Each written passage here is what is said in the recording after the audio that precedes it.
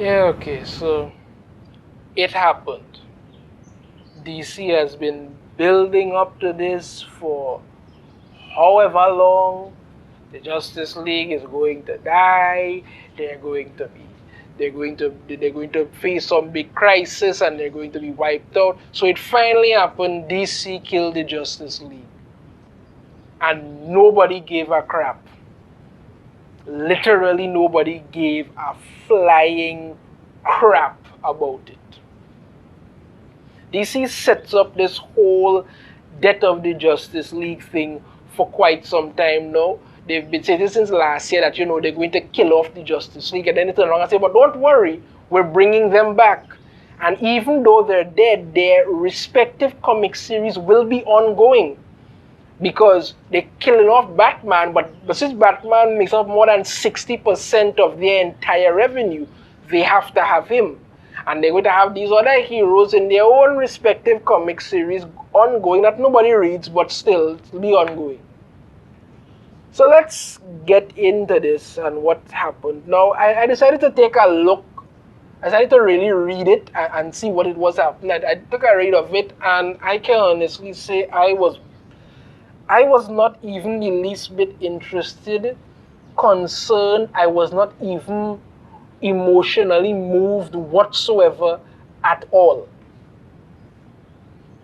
Since writing The Infinite Frontier, author Joshua Williamson has been laying the foundation for DC's upcoming Dark Crisis event. So they say, but no foundation was laid in my thoughts at all.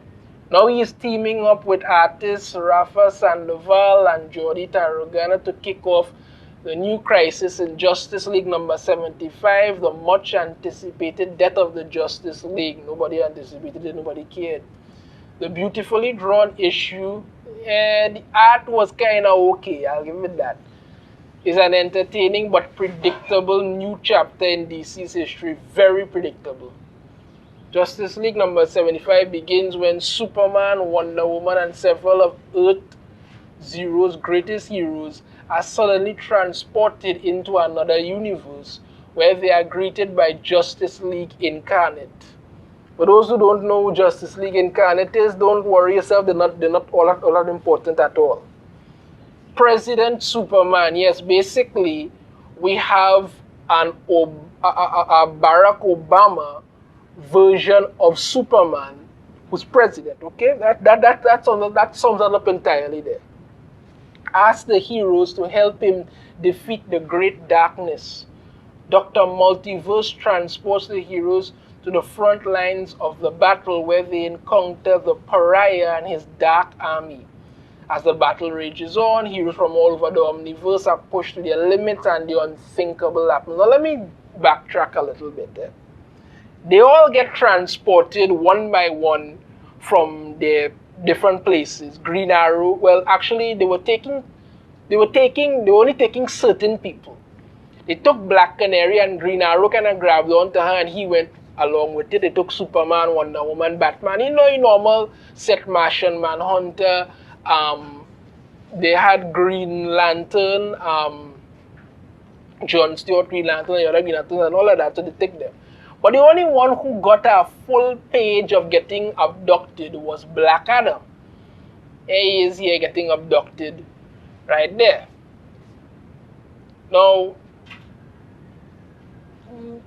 again, the whole way this plays out, they end up there, they get into this big fight, and one by one you see them getting knocked off. Right? Literally one by one in the cup. And then the whole Dark Army shows up with Darkseid in it and Pariah leading them and all this sort of stuff. But the thing about it is that there is no build up, there is no tension, there is no nothing in this story. Because you look at it and you know what is going to happen. Now, what I find most disconcerting about this whole Death of the Justice League is that they depend it as some sort of love letter to the fans and how it was going to be so instrumental in bridging this gap and this and the other, all kind of other nonsense that never really played out. What we got was the whole thing with Pariah and the Great Darkness, and how it goes after them, and what they want to destroy the multiverse. I mean, basically the whole crisis is just another crisis from DC that has no build up, no substance to it whatsoever. And what we end up with is getting the Trinity getting literally broken down and erased from existence the same way Flash did during Crisis. When he was running, he sees that to break down into bones. Well, here it is. They're getting torn apart and stuff till they're reduced to nothing. Apparently, we don't know for certain if that's what's going to happen, because keep in mind, they did say that the Justice League is coming back, right? And Barry Allen was apparently also, that happened to him, but he was also living in some kind of creepy, idealistic life or something, visualizing some kind of old comic book. So they could really and truly be somewhere else. They don't actually have to be dead. They could just have been transported someplace else. And the only one who survives and comes back to tell everybody that the Justice League has died is Black Adam. Kinda, how they set up the whole he gets a full page thing here. But it's really very uninteresting. It doesn't speak to you and say, listen, this is something to be interested in.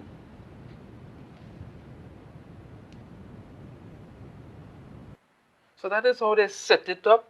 That is how they break down this whole death of the Justice League that's supposed to be so iconic, and this is supposed to be the biggest storyline that that DC's putting out for the year, but it's basically just a cheap, watered down attempt to try to elevate their heroes that nobody cares about to the forefront and make it seem like it's so interesting to everybody. Because Death of the Justice League number 75, Death of the Justice League came out and nobody seemed to care.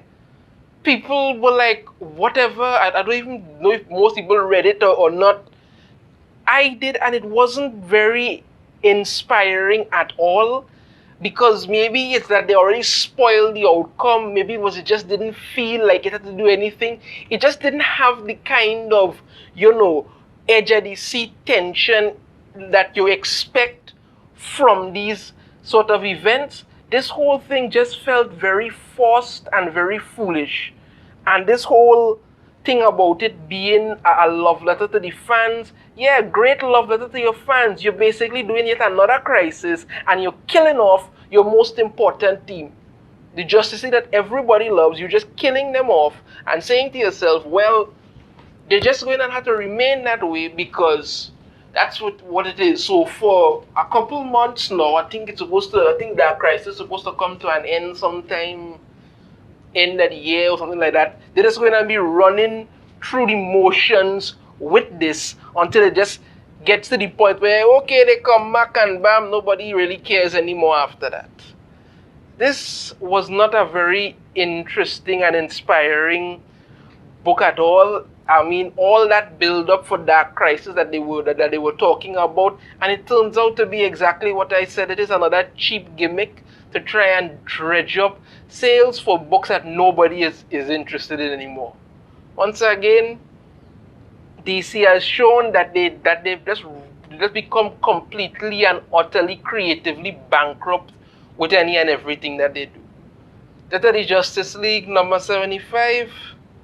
It just fell flat. It didn't seem interesting at all. It doesn't set up to anything, and it doesn't make me interested in looking to read any more of it or see any more of it at all. I'm done, checked out of it. I just checked it out to see, but it turns out to be exactly what I thought it would. Anyway, that's it for me. Let me know in the comments what you think. If you like the video, be sure to hit that thumbs up. Subscribe if you haven't already. Ring the notification bell. Be notified every time I put out a new video. Be sure to share the video out there. And I shall see you all next time. Take care.